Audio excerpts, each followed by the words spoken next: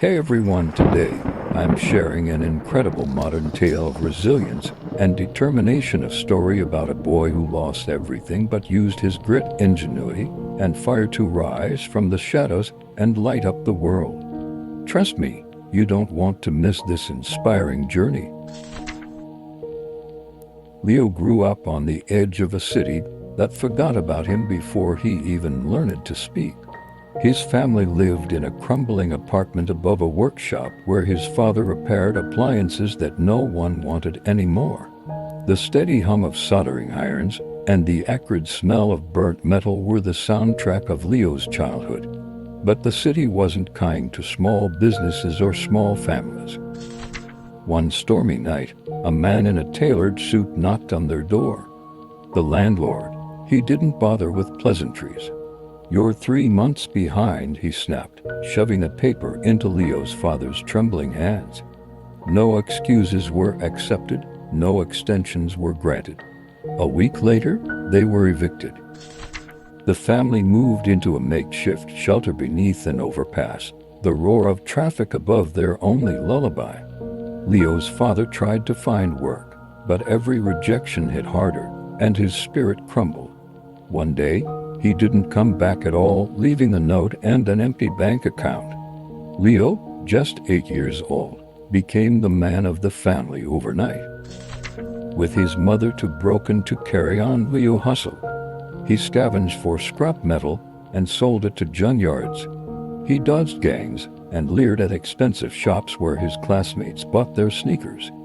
By the time he was 13, his mother's health had worsened, and the only help she got came from indifferent social workers and pitying stares. When she passed away, the world felt darker, colder except for the neon city lights that mocked him. The other kids at school didn't make things easier. They laughed at his patched clothes, whispered about his greasy hands, and sneered at the smell of all clinging to him. "Hey, junk boy," one jeered, tossing an empty soda can at his feet. "Maybe you can sell this for a nickel." Leo didn't fight back, but each word burned. He made a silent vow. One day, he'd prove them all wrong. They'd see his name in lights, and the world would know that Leo wasn't just some forgotten kid from the shadows. He was going to rise, no matter what it took. Leo spent his teenage years learning to survive in the forgotten corners of the city. His father's tools, once abandoned in a rusty old crate, became his lifeline. He taught himself to fix things: broken radios, discarded phones, even the occasional old laptop. Every night, under the dim glow of a salvaged desk lamp, he tinkered, learning the language of circuits and gears. By the time he was 16, Leo had set up a small repair stall at the edge of the bustling night market. Most people ignored him, walking past his makeshift stand without a second glance. But once in a while, a customer desperate to save a broken device would stop by. "This thing's ancient," they'd say, dropping a cracked tablet or shattered drone onto his workbench. "Think you can fix it?" Leo's hands worked magic, and word began to spread. Still, success didn't come without its challenges. The older market vendors, wary of competition, mocked his little operation. "Just a kid playing with scraps," they'd grumble.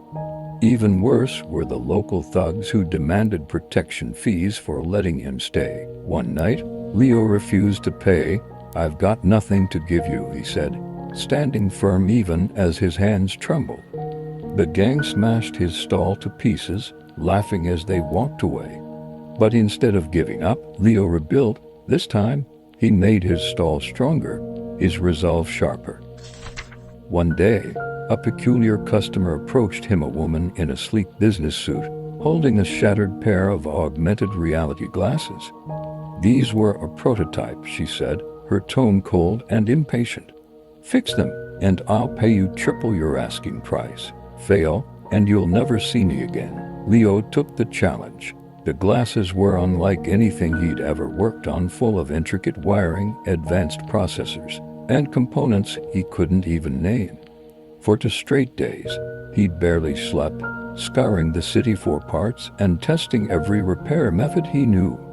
When he finally handed the glasses back, fully restored, the woman's expression softened, just barely. "You've got talent," she admitted, "but talent isn't enough. If you want to make it, you'll need connections. Come with me." The woman, Elena Kai, turned out to be a tech entrepreneur scouting for raw talent in the city's underbelly. She offered Leo a chance to work at her innovation lab, a gleaming high-rise, filled with cutting-edge technology.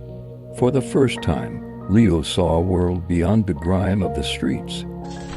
At the lab, Leo was both overwhelmed and inspired. The engineers around him had degrees and access to resources he could only dream of. But what he lacked in formal education, he made up for with ingenuity. His knack for finding solutions with limited tools caught Elena's attention. Over time, Leo developed a reputation as the go-to problem solver. He worked on everything from custom drones to eco-friendly power sources. But even as his skills grew, the shadows of his past lingered. The same people who had mocked him at school now approached him, asking for jobs or favors. Leo didn't seek revenge. Instead, he focused on his ultimate goal, creating something that would change lives. Inspired by his own struggles, he began designing affordable, durable tech for people in low-income communities: solar-powered chargers, water purification devices, and communication tools for disaster-prone areas. Years later, Leo returned to the night market, not as a struggling kid but as the head of a successful tech company. He didn't come back to show off or settle scores. Instead, he opened a workshop and community center, giving others the resources he once lacked. The same people who once called him Junk Boy now knew him as Leo Sparks, a name synonymous with resilience, innovation, and hope. But Leo never forgot where he came from. Every time he picked up a tool, he remembered the cold nights under the overpass, the weight of humiliation, and the fire inside him that refused to go out. And just like that, the Ashen Boy forged a legacy brighter than any city light. Leo turned his struggles into triumph, transforming his place of humiliation into a workshop where young dreamers thrive. From outcast to innovator, he became a symbol of resilience and hope, proving that determination can create lasting change.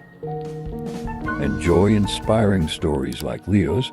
Follow our channel for more tales of transformation and perseverance.